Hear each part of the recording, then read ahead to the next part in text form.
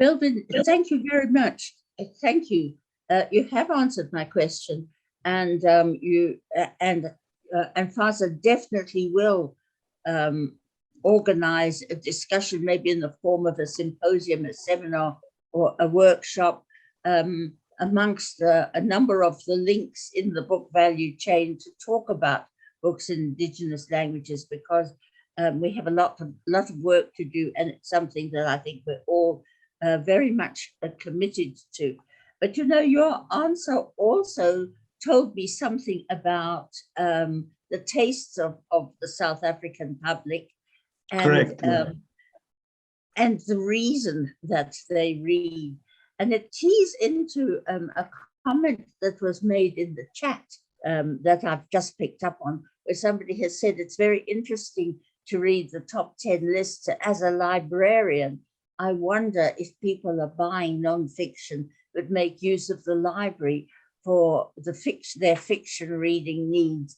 And that does open up further questions about the reading public and why they read.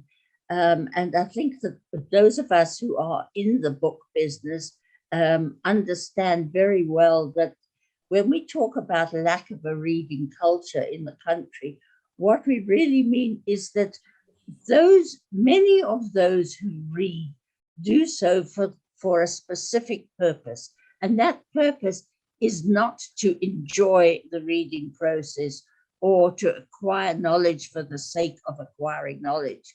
It is to pass an exam, to improve their lives, often to make more money. There's a lot of books sell very well when they're about entrepreneurship, creating a source of income, and bettering one's life. So there's always a purpose behind that reading, and the purpose is not necessarily the pleasure of reading. And I think that is why they tend to buy less fiction, because there's no reward for reading fiction other than the pure pleasure you get from it, and of course the understanding and knowledge you also achieve about people who are not yourself, what happens in the rest of the world surrounding you. So I think that the reading taste of the public is another topic very much needed for a deep discussion, and how we can enable those who do read to enjoy the process more, and to see books not just as a tool for advancement, but also for a tool of of enjoyment and also self-improvement, but not this kind of self-improvement that comes with a bigger salary at the end of the month, but the self-improvement that comes with a greater understanding of the world. No, so you're absolutely yes. Yeah. May I quickly ask this question?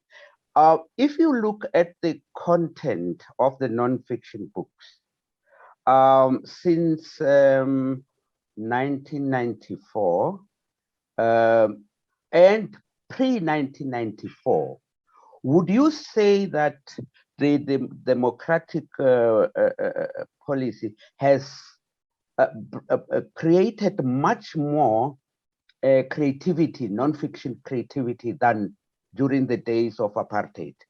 I'd just like to put it that way. Thank you. Okay, so sorry, and I know maybe there would have been other people that have had questions, so I'll be quick. Monica, you're absolutely right. If you saw there, I did present that even for the last sort of 10 years, some of the books that are there as nonfiction would be, perennially the K53 driving manual, because people, even from then, would still want to get a driver's license, and that is one of the nonfiction titles that sells very well. So that'll always be in the top 10.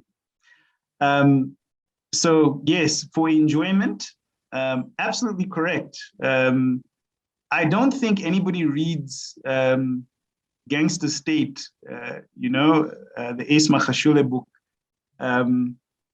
for anything except the thrill of what corruption and that whole aspect of the South African political landscape might be seen as intriguing.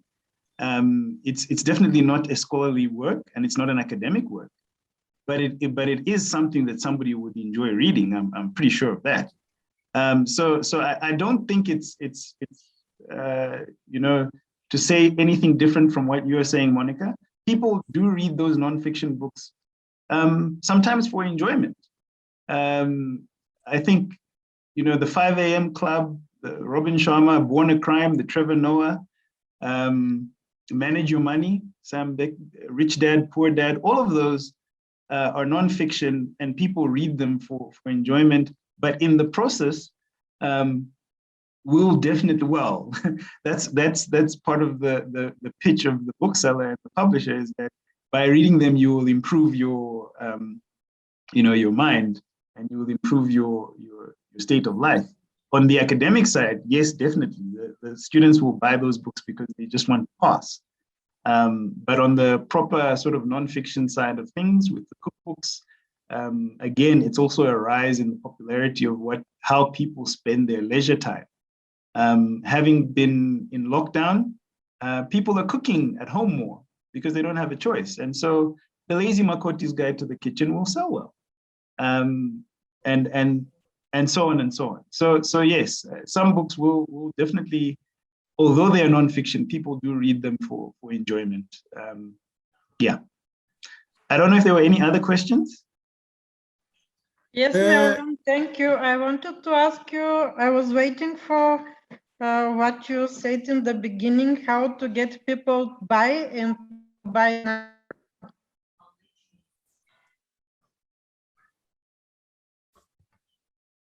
Sorry, I think, Martina, I didn't hear you. I was saying that Monica, we have exceeded our time for this session. Yeah, Prof, we have, Prof, we started late as well, but it's we can move on. I understand that. Yeah. I'm sorry. I was think saying we that started- in the beginning, you said that you're going to tell us how to get people buy and to buy now. Yes, so what I was talking about there was the retail principles, and I was showing what I would have wanted to show is how we display books, how we show and showcase, the titles that are provided to us by the publishers. So yeah, that was basically what I was talking about there. So there's a lot of that. I think if you go on my Prezi page, you'll see the kind of things that I'm talking about when I say that. So we do a lot of this kind of display advertising. So we show how we show the front of the book, we show the spine, we present them on tables in order for people to be able to browse. We do pop-up shops in some of the locations. And of course, for sale, we do have these kinds of sale tables that ensure people to buy. We also do pamphlets. So in a lot of cases, you would have seen, there are certain pamphlets that you get knock and drop at your homes or whatever, and they will have certain material in them. So yeah, that's essentially what I was talking about when I was saying, we get people to buy now by displaying stock, making sure that they can see it and that they're able to buy it in a quick and easy way. Thank you, Melvin.